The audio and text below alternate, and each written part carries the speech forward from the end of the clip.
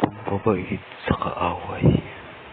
Ako po si Fernanay Castillo ay magbabahagi ng orasyong magagamit niyo sa pang-araw-araw bago umalis ng bahay.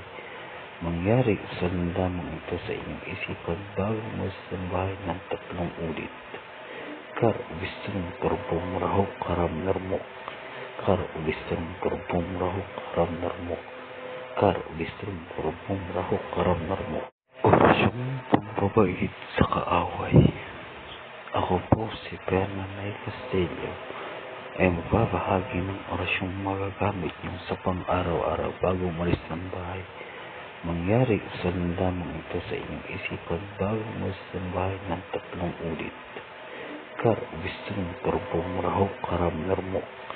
Kar ubistron turbong rahok karam narmok. Kar ubistron turbong rahok karam narmok.